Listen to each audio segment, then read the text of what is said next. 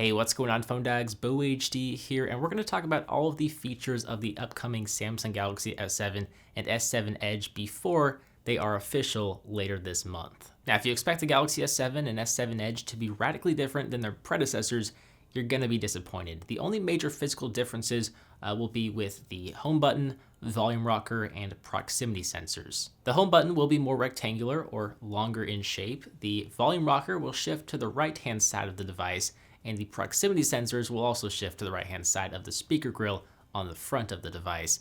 The camera bulge should also be reduced ever so slightly on the back, and the Galaxy S7 and S7 Edge should also feature more subtle curves along all four edges of the device. So previously we had subtle curves along the left and right-hand sides of each phone, but on the top and bottom sides we should see some more subtle curves to kind of help create a more round and uniform experience, or just feeling in the hand. Samsung may very likely include a microSD card slot for expandable storage in the S7 to kind of help users forget about the lack of removable battery and lack of microSD card slot in the previous version.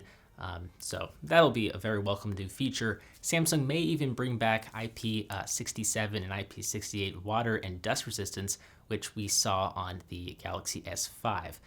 But I would say for the most part, the S7 and S7 Edge will greatly resemble the S6 and S6 Edge in terms of overall appearance. It's the sheer size of the Galaxy S7 Edge that I think will truly stand out the most. It'll be much larger than its predecessor, as it will feature a larger and more durable 5.5-inch display. Samsung may even offer some sort of promotion for screen repairs in the first year after your purchase. The displays themselves will measure in at about 5.1 inches for the Galaxy S7 and 5.5 inches for the Galaxy S7 Edge.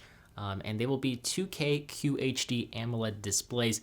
And if it ain't broke, don't fix it or don't break it. Samsung displays they're absolutely beautiful. There's really no need for them to feature more pixels at the sacrifice of performance or battery life, in my personal opinion. In terms of performance, they'll be packing a Snapdragon 820 processor or Exynos 8890 octa-core processor with 4 gigabytes of RAM. It really depends on your region. If you're in North America or Europe, we can certainly expect to see the latest Qualcomm processor, but to be honest, both processors will not slow you down.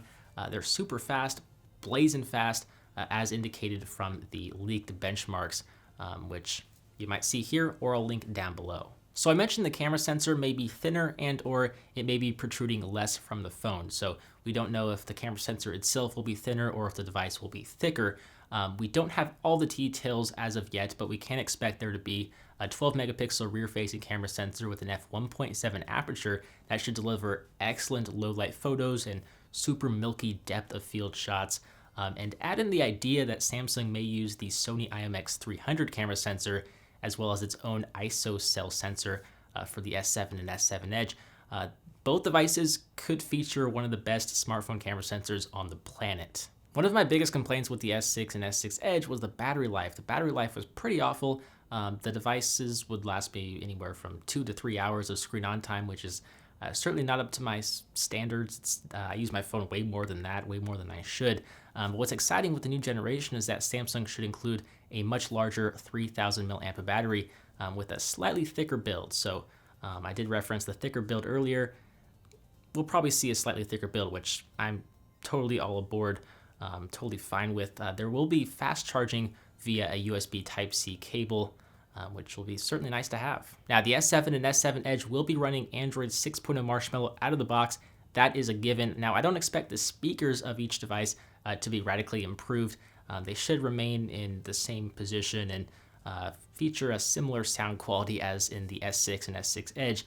What we may see, though, is actually a high-quality stereo DA converter from ESS technology for audio files. So it would feature a 129 decibel dynamic range and negative 120 decibel harmonic distortion. But on the software side of things, we can expect TouchWiz to be further refined and further improved. Samsung actually hired several Google engineers to help optimize TouchWiz to help it better compete with iOS. So I think the most significant new addition will actually be with its software and hardware implementation of Force Touch technology. It's actually rumored that Samsung will pack a piece of tech called ClearForce from Synaptics, which is much like 3D Touch or Force Touch found in the iPhone 6s and 6s Plus, as well as in many other Apple devices. But with that said, don't expect these devices to be cheap. These are flagship premium devices.